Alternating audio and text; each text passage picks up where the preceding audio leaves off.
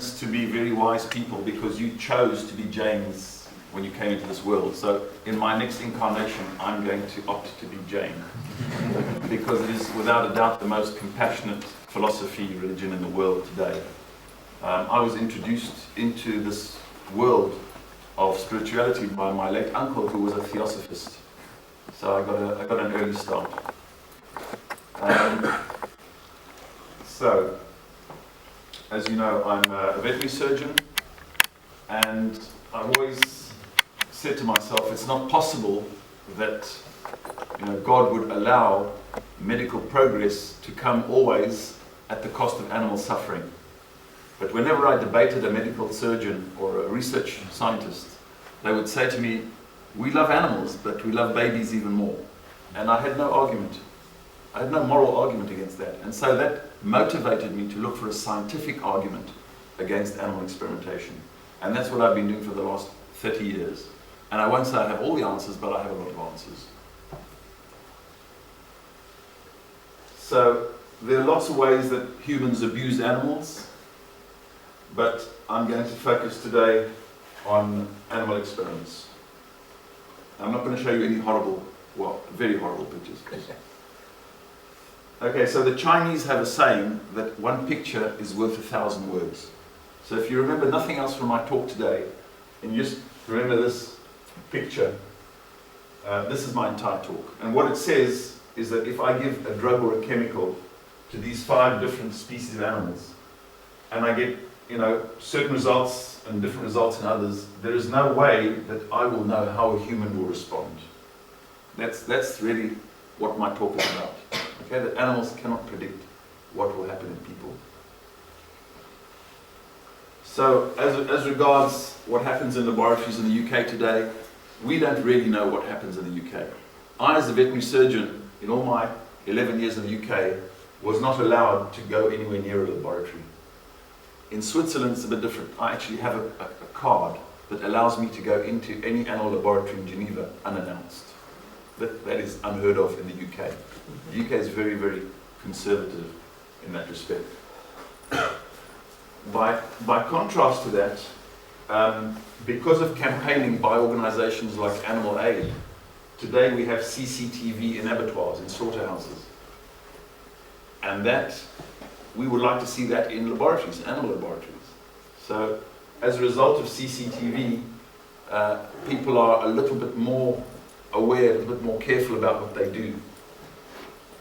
And I won't mention some of the things that were picked up on CCTV because there's a small child in this audience. I don't want to give anybody nightmares or upset anybody.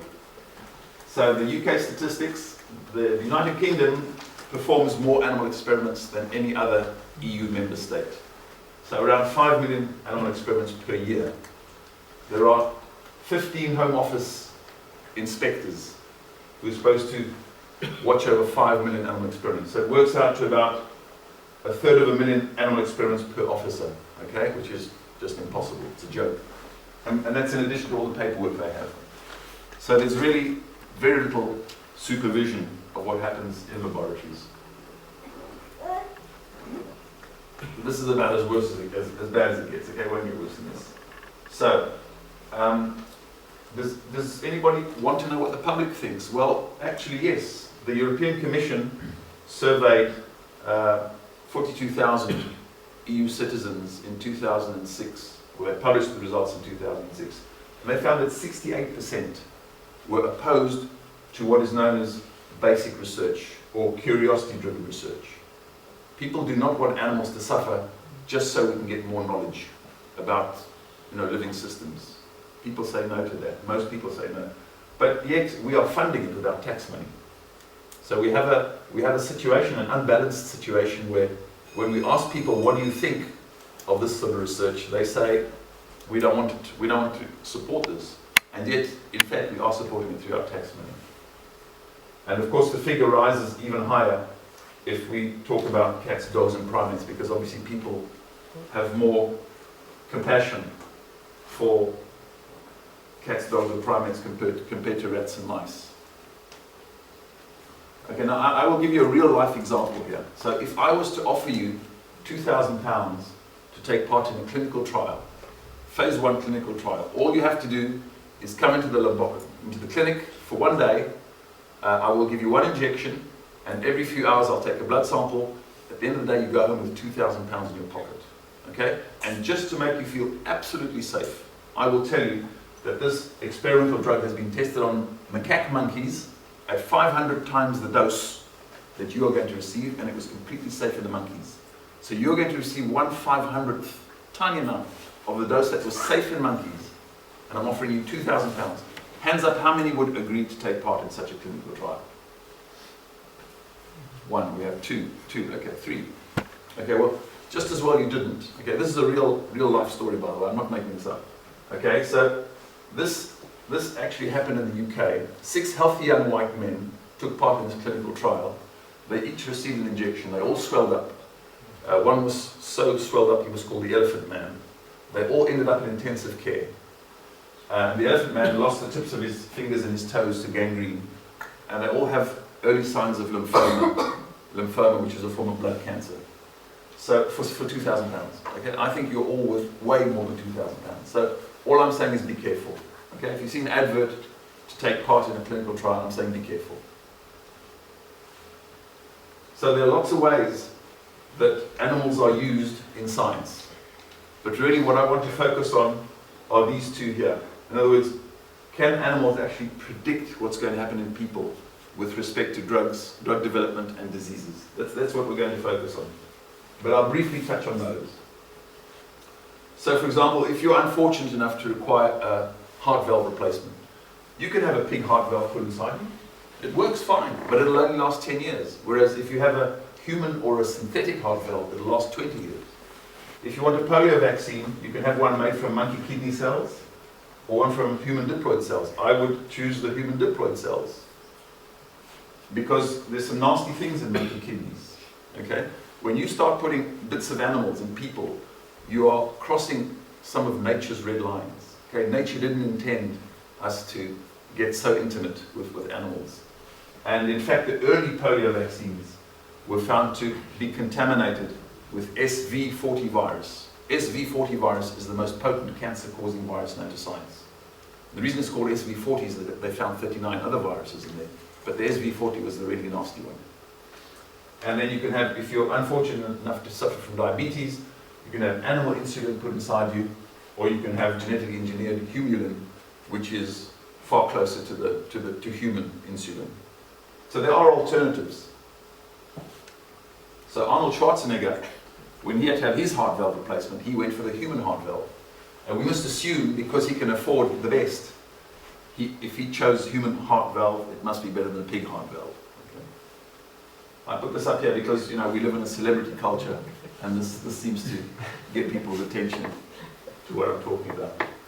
So in science, when we talk about prediction, we don't mean, you know, looking into a glass ball. Okay?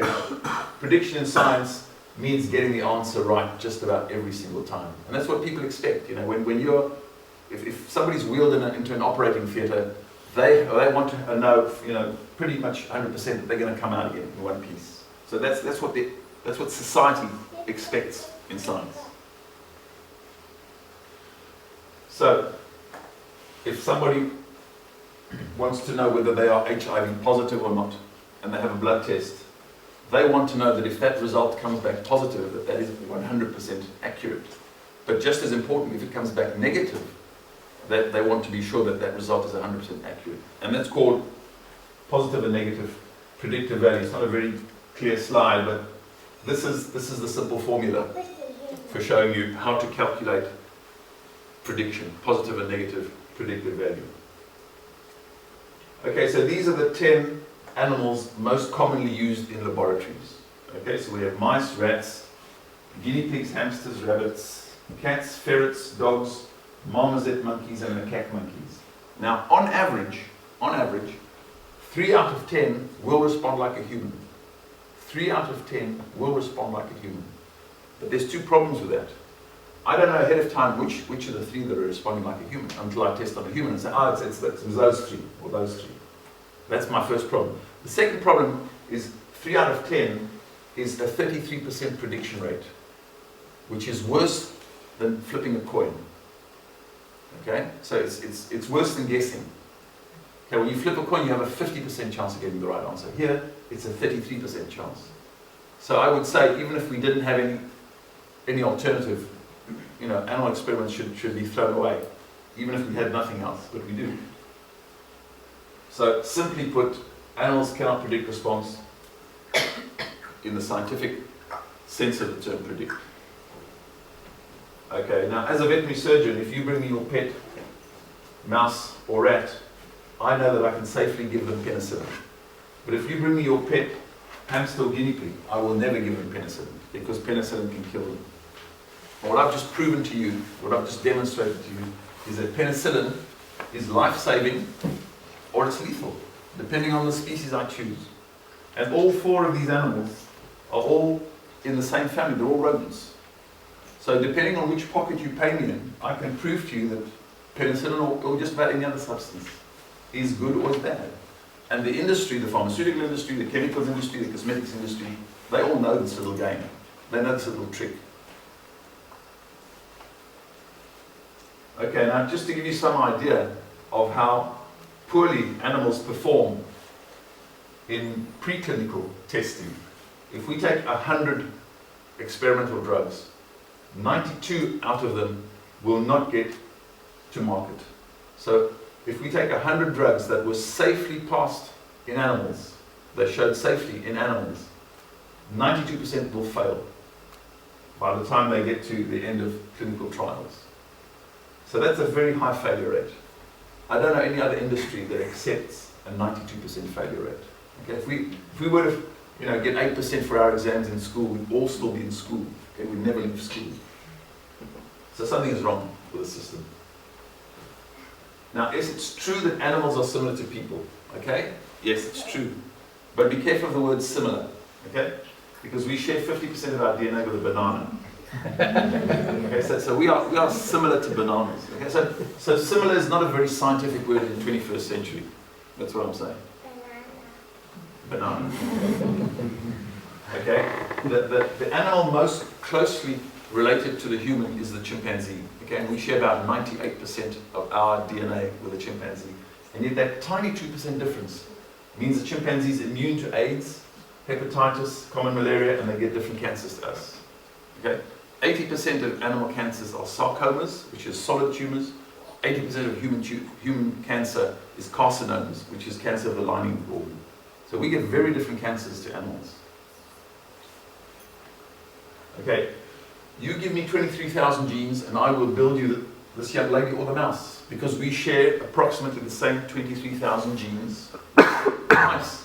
But it's not so much about the number of genes we share, it's what those genes do. Okay, so we have the gene for a tail, but in humans the gene is switched off, and in animals with a tail the gene is switched on. So again, it's not so much the fact that we share the same genes, it's whether the genes are switched on or off.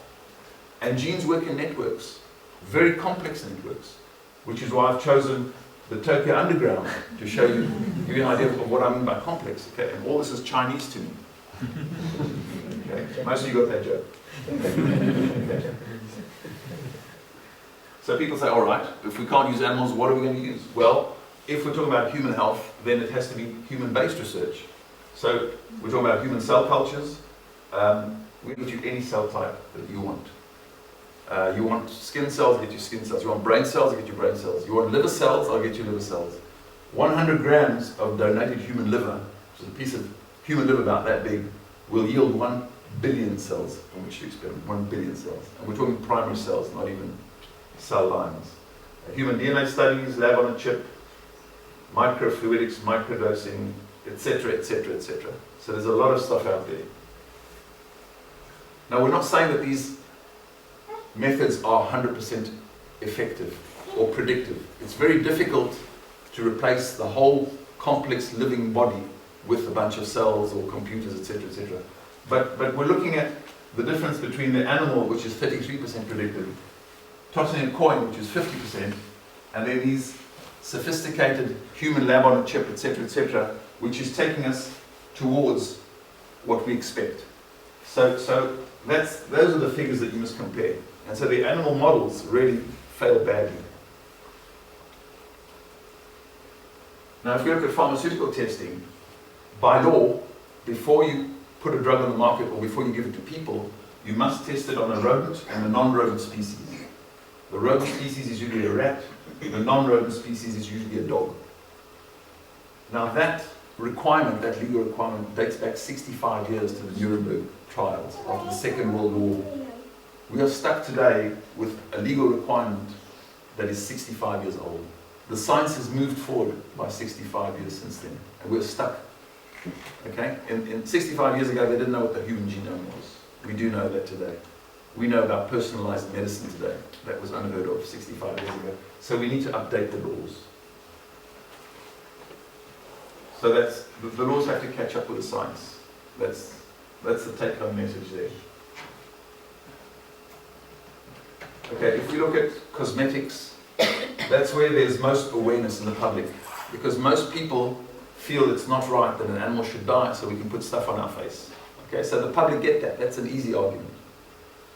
Botox is a very interesting example because Botox has both cosmetic and medical applications. So it's only because Botox has a cosmetic application that it was brought into public view. And it was only because of a campaign by the Humane Society of the United States against the manufacturer of Botox in the United States. The manufacturer is called Allergan. A 10-year campaign persuaded the manufacturer of Botox to develop a completely non-animal test method. Now, for those of you who know or don't know, botulinum toxin is the most potent toxin known to science. Okay, weight for weight, it's more potent, it's more toxic than even snake venom. That's how potent it is. Okay, a little vial like that, which is what because cosmeticians use to inject people, that will kill 500 mice. That's how potent it is. So the researchers and the scientific community said, there is no way we can replace the use of mice with something else because Botox is just way too toxic, it's way too poisonous. But because it was brought into the public view, because of public opinion and public pressure, the industry miraculously comes up with a completely non-animal test method. So, what's the take-home message? If we can find a replacement for the most toxic substance known to science, how much easier is it to find a replacement to things like pharmaceutical drugs or chemicals which are far less toxic than Botox? So ladies and gentlemen, the obstacle here is not technology, it's something else. Okay, the chemicals industry, so we have about 7 million different chemicals known to science, of which about 80,000 are in common use. The problem is that you and I have around 300 industrial chemicals in our bodies that shouldn't be there. Okay? That's a bad start in life. If you're born with 300 industrial chemicals in your bodies that shouldn't be there, including things like endocrine disrupting chemicals like bisphenol A, etc., pesticides, not a good way to start your life. The reason they are there is they were all safety tested on animals, on rats, mice, rabbits, which showed them to be acceptably, an acceptable level of toxicity to put them on the market. And what shocked me is that cancer is the most common cause of death in children in the UK between age 1 and 14. Okay, when I was a little kid, we got hurt because we crossed the road not looking and got hit by a car. That's what happens when you're a kid. Not this. So something is very, very wrong with our regulatory system. So I like to give people practical advice, because if we're going to wait for the government to change the regulations, we're going to be waiting 20 to 30 years, and time is not on our side. So things that you can do straight away is obviously go organic, avoid pesticides, avoid bisphenol A. Bisphenol A you find in polycarbonate plastics, and also mostly in tin foods. So there's a slight epoxy lining in all tin foods, and that contains bisphenol A. So at least if you do buy tin foods, pour the water off. Don't use the water in the cooking. Okay, so you're already getting rid of some of the bisphenol A there. But obviously you can't avoid it. If you're going to buy tin soup, you're going to get a good dose of bisphenol A. So avoid tin soups. Okay? I mean, there have even been clinical trials showing two groups of people, one who ate tin soup for a week and the other who avoided tin soup for a week. And you can just pick up a significant difference in the urine. Okay, you don't have to do a blood test, you find it in the urine. Clean water, that sounds obvious, but you know, if you live in a 50-year-old house, you don't know what's coming out of your pipes. Yes, don't smoke cigarettes, don't drink too much alcohol. So, nature has very kindly given us foods that fight cancer. Okay, the number one is garlic. Okay, that chases away the cancer, sometimes chases away your friends. Brussels sprouts, broccoli, turmeric, and almonds. Apparently 15 almonds a day keeps the cancer away. I'm going to bang on a bit about the cancer because it's so important. You can actually reduce your cancer risk significantly. Okay, so 25% reduction in cancer risk if you stop smoking. 16%, well, doesn't apply to you, but people who have difficulty giving up meat, if they eat less than 40 grams per day of processed red meat. Alcohol, so the government guidelines is a glass of wine for women once a day, and for men, double that. Those are the government regulations on alcohol.